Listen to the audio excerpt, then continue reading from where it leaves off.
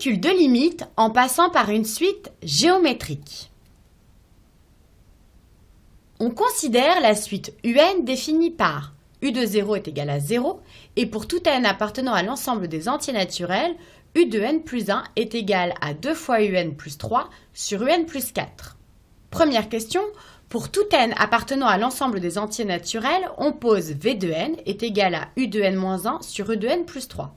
Montrer que la suite Vn est géométrique, préciser son premier terme et sa raison. Deuxième question, exprimer V de n puis U de n en fonction de n. Et dernière question, en déduire la limite de la suite V de n puis de la suite U de n. Première question, pour tout n appartenant à l'ensemble des entiers naturels, on pose V de n est égal à Un-1 sur Un plus 3. Montrer que la suite Vn est géométrique. Préciser son premier terme et sa raison. Alors pour montrer qu'une suite est géométrique, je sais qu'il faut trouver sa raison, mais quelle est l'équation exacte d'une suite géométrique? V de n est une suite géométrique si et seulement si il existe un réel Q tel que pour tout n appartenant à l'ensemble des entiers naturels, V de n plus 1 est égal à V de n fois Q. On dira que Q est la raison. Très bien. Alors pour montrer que V de n est bien une suite géométrique, il faut donc trouver un réel Q qui donne cette équation. Alors on va le noter. Donc V de n est une suite géométrique si et seulement si il existe un réel Q tel que Vn plus 1 est égal à Vn fois Q. Alors ici, on va partir de Vn plus 1 et on va essayer de faire apparaître Vn et Q. Déjà, on va noter ce que c'est Vn plus 1. D'après mon énoncé, j'ai l'expression de Vn. Donc pour avoir Vn plus 1, il suffit de changer le n par n plus 1. Alors ce qui me donne Vn plus 1 est égal à Un plus 1 moins 1 sur Un plus 1 plus 3. Alors après, pour passer du rang n plus 1 au rang n, en fait, je vais changer mon Un plus 1 par l'expression qu'on nous a donnée dans l'énoncé. Donc dans l'énoncé, on nous a dit que Un plus 1 était égal à 2 fois Un plus 3 sur Un plus 4. Donc je vais changer Un plus 1 par cette expression. Donc ça va nous faire une grande barre de fraction. V de n plus 1 est égal donc à 2 Un plus 3 sur Un plus 4. Donc là il reste moins 1 sur 2 Un plus 3 sur Un plus 4 plus 3. Bon, je vais mettre tout ça sous le même dénominateur, ce qui me donne 2 Un plus 3, donc là je multiplie en haut et en bas ici par Un plus 4, donc fois moins 1, ça fait moins Un moins 4 sur Un plus 4. Et en bas, de la même façon, je vais mettre sur le même dénominateur, c'est-à-dire que je vais multiplier ici en haut et en bas par Un plus 4, ce qui me donne 2 Un plus 3 Un plus 12 sur Un plus 4. Or ici on a deux fractions et diviser par une fraction c'est multiplier par l'inverse de sa fraction. Donc les Un plus 4 vont se simplifier. Donc il me reste en haut 2 Un moins Un plus 3 moins 4 moins 1. Et en bas, il me reste 2 Un plus 3 Un, 5 Un, plus 3 plus 12, plus 15. Donc, il ne faut pas que je perde de vue mon objectif, c'est que ici, je veux faire apparaître Vn plus 1 en fonction de Vn et il y aura Q qui va apparaître.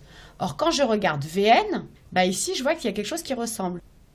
Donc, si je factorise par 1/5, je vais sûrement faire apparaître V de n. J'essaye. Alors, V de n plus 1 est égal à 1/5, facteur de en haut, ça ne change pas, U de n moins 1. Par contre, en bas, qu'est-ce qui me reste? U de n plus 3. Et là, je reconnais bien l'expression de V de n qu'on nous donne dans l'énoncé. Donc j'ai bien V de n plus 1 est égal à 1/5 de V de n. Donc on a ma raison Q qui est égale à 1/5. Et j'ai bien montré que V de n était une suite géométrique.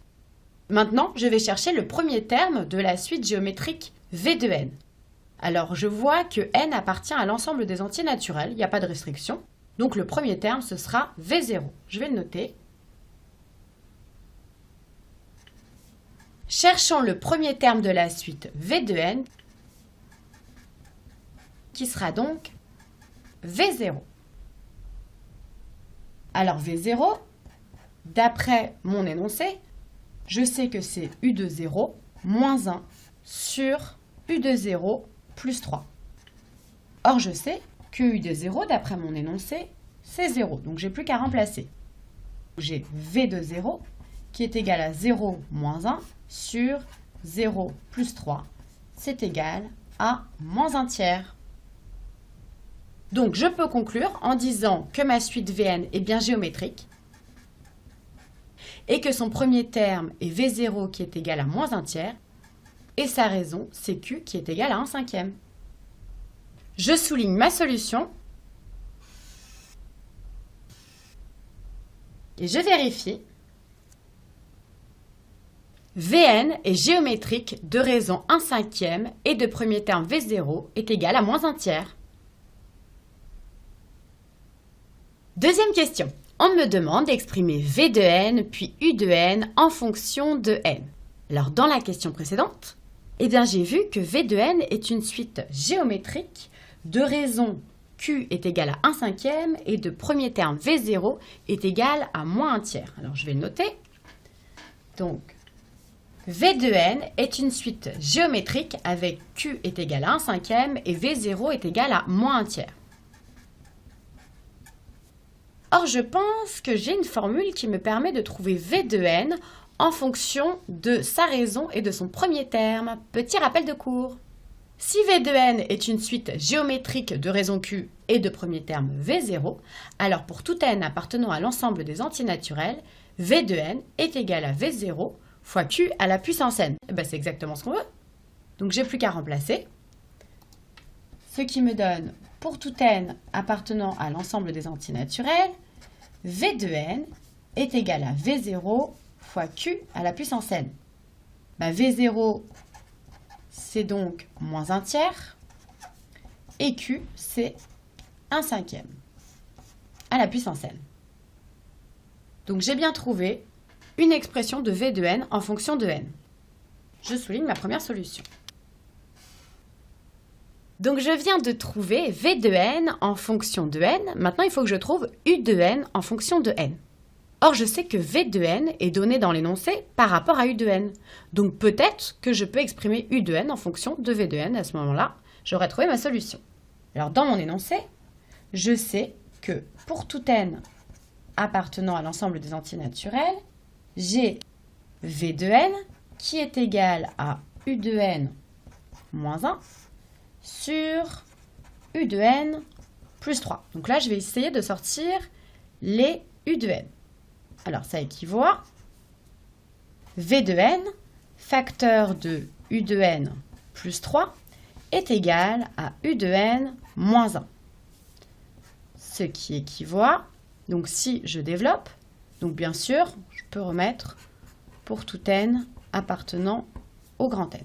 Donc si je développe, ça me fait U de n fois V de n plus 3 V de n. Je vais passer le U de n à gauche. Moins U de n égale moins 1 pour tout n appartenant à l'ensemble des entiers naturels.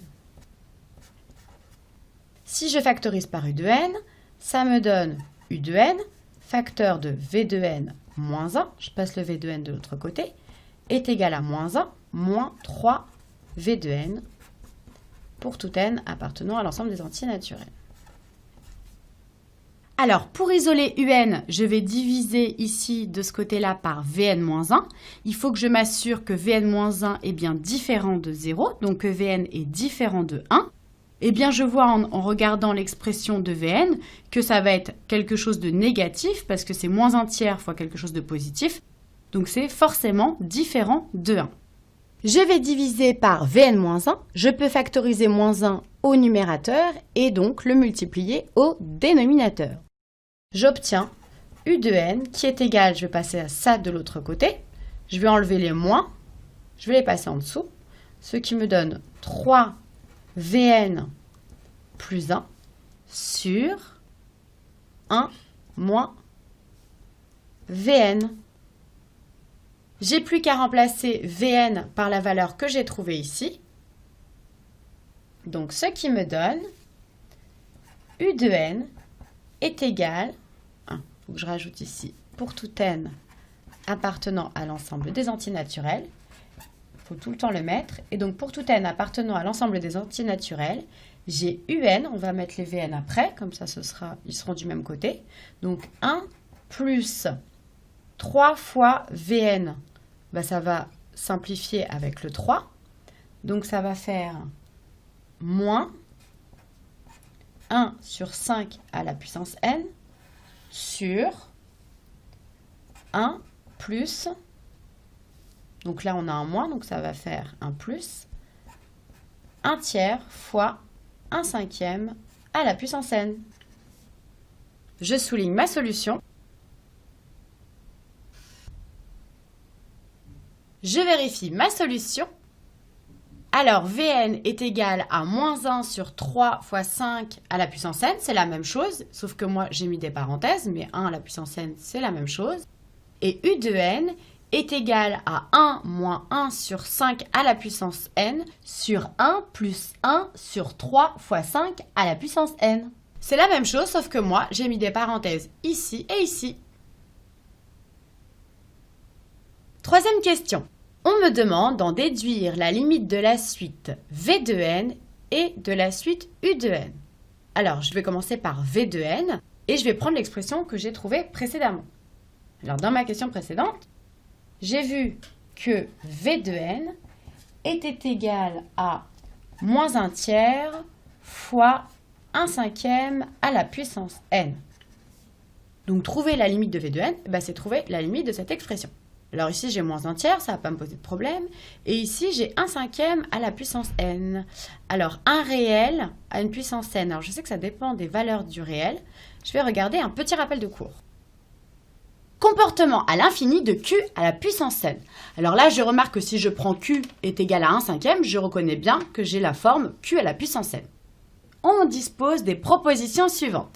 Si q est strictement compris entre moins 1 et 1, alors la limite de q à la puissance n lorsque n tend vers plus l'infini vaut 0.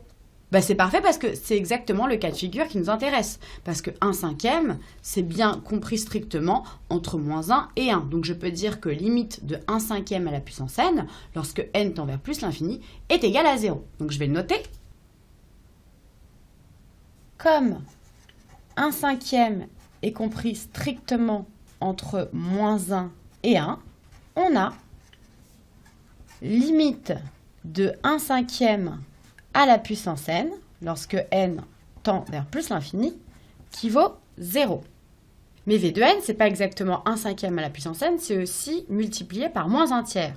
Or, si ici je multiplie par moins 1 tiers, ça ne va pas changer ma limite, parce que ce sera toujours 0, parce que 1 moins 1 tiers fois 1, 0, ça fait 0. Donc je peux dire que limite de moins 1 tiers fois 1 cinquième à la puissance n, lorsque n tend vers plus l'infini, c'est 0. Et donc, la limite de V de n lorsque n tend vers plus l'infini, c'est 0. Je souligne mon premier résultat. Alors après, on me demande de trouver la limite de la suite U de n. Or, U de n, j'ai trouvé dans la question précédente une expression de U de n. Mais j'ai aussi une expression de U de n en fonction de V de n. Or, j'ai déjà la limite de V de n. Alors, je vais me servir de cette expression. Ce sera sûrement plus rapide. Donc, je sais, d'après mes calculs, que U de n est égal à 1 plus 3 V de n sur 1 moins V de n. Or, la limite de V de n, c'est 0. Donc, je peux regarder là la limite du numérateur. Donc, limite de 1 plus 3 v de n lorsque n tend vers plus l'infini. Bah, ici, ça va être 0, donc il me reste 1. Donc, ça me donne 1. Je peux maintenant regarder la limite du dénominateur. Limite de 1 moins v de n en plus l'infini, ça va être aussi 1. Donc, si le numérateur tend vers 1 et le dénominateur tend vers 1, bah, je peux peut-être regarder mon petit tableau des limites. Alors, je vois que lorsque la limite de la suite qui est au numérateur tend vers un réel fixé différent de 0, eh bien c'est là. Lorsque la limite de la suite qui est au dénominateur tend vers un autre réel différent de 0, c'est là. Donc, je vois que la limite du quotient de ces deux suites tend vers L sur L'. Donc, parfait, c'est ce que j'ai. Donc, si je pose que la limite de la suite qui est en numérateur a pour limite L, et que la limite de la suite qui est au dénominateur tend vers L', eh bien, la limite du quotient va tendre vers L sur L', donc 1 sur 1. Donc, je peux dire que la limite de un, lorsque n tend vers plus l'infini, est égale à 1. Donc, je vais le noter. Donc, limite de u de n, lorsque n tend vers plus l'infini, est égale à 1. Je souligne ma deuxième solution. Et je vérifie.